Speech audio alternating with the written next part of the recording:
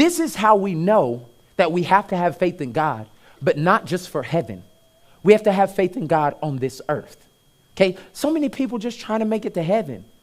We're going to be there for all of eternity. Guys, there's no rush for that. We're going to be there, but enjoy life. I'm not talking the world standards of enjoying life.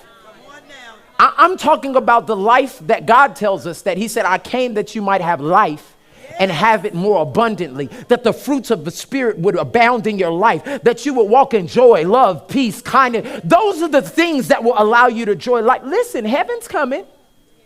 And if you want to go, okay. You know, Mary had, I want to go to heaven. I skip that song every time.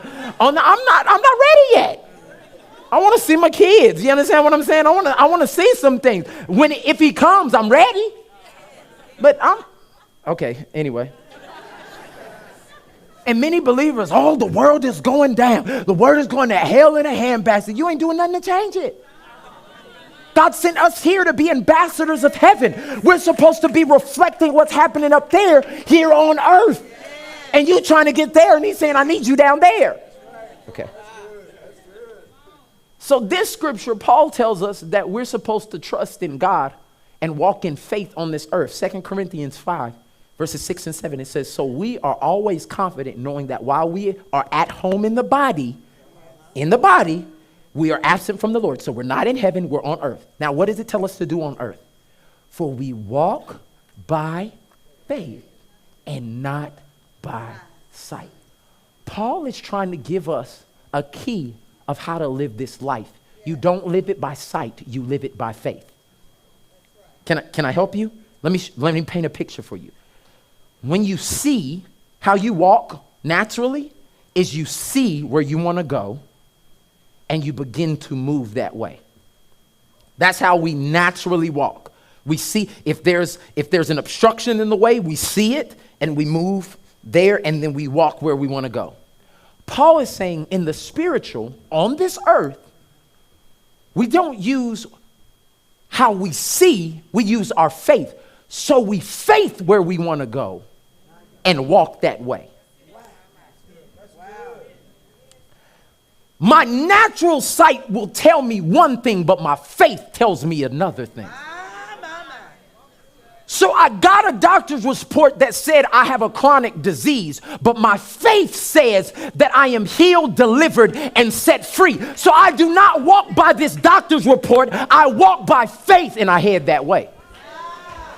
See, the problem with most of us is that we would rather believe what we see than what our faith says.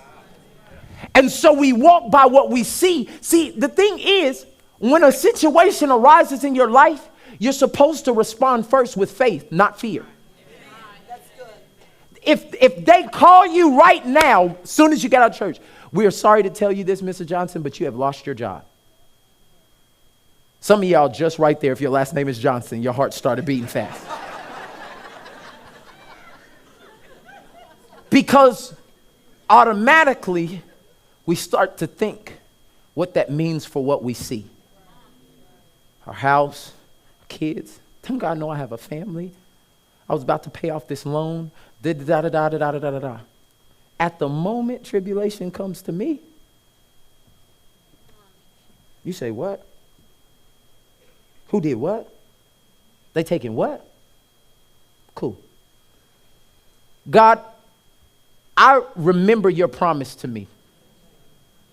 And you said there would be no thing in this world that I would have to lack because I trust you and I honor you. So I know what I see, but my faith sees me whole, prosperous, and walking in abundance. So I'm going to make this next step, not in fear, but in faith. So I'm going to faith my way into this next move, and I'm going to see it. Y'all better not mess with me because I'll faith my way into a promotion. I'll faith my way into a new home.